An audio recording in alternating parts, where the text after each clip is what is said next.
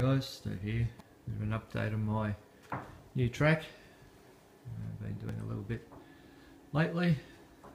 So we'll start with this area here. This will be my staging area. The original track plan I'm looking at had about 6 tracks under here and the siding and stuff, but I'm not going to have that many trains, and I figured it's probably not worth putting them in if you're not going to use it. These two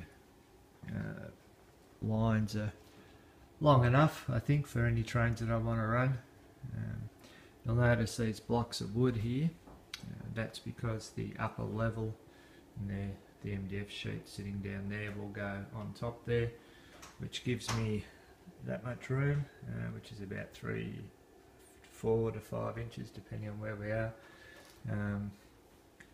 Coming out the back here, this will be under as well, and then you can start to see the tracks that will go over the top at the back there.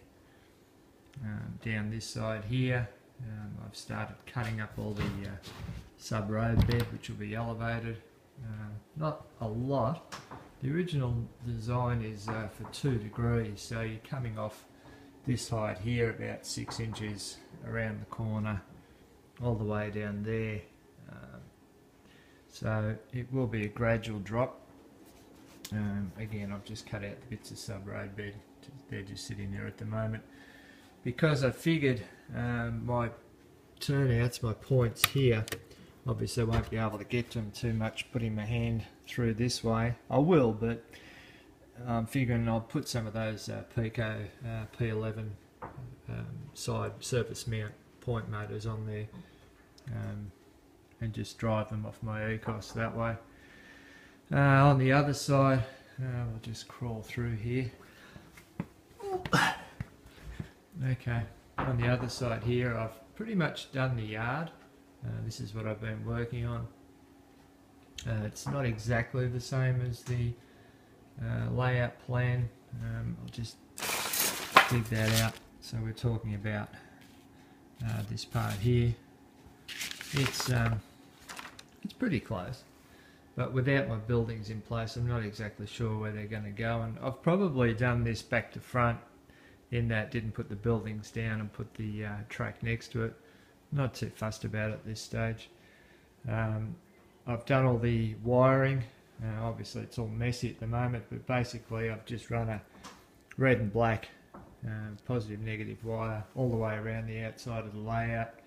That's my bus wire, and I've just soldered onto each join and just dropped it, cut the wires. I've stripped them and just joined on there for each and every one, testing them as I go for any shorts.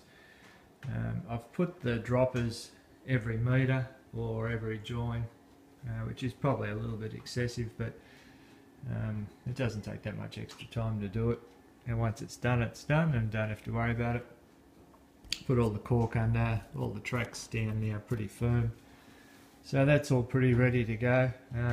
So once I get my point motors I can put them in on the other side over there, and put the second layer on, and then start working my sub-road bed down. You can see I've got these wooden partitions in the middle. That's where my backdrop will get attached to, along there, or along the back wall, and I'll put a couple at the end there as well, and this will all be basically enclosed. So that's pretty much where I'm up to. Oh, you will note that I had to extend the original benchwork by about 1 foot or so there and down on that end, because when I put the second level on, which is 3 foot wide, it didn't give me much room here in the aisle. There was enough, because I'm not a fat bloke, but it was annoying. You know, like there wasn't a whole lot of room to turn around comfortably, so I thought I better do it now rather than later. So it wasn't too bad, just cut it and pulled the all these legs out, just rip the whole lot out, and away we go. So that's it, that's where I'm up to.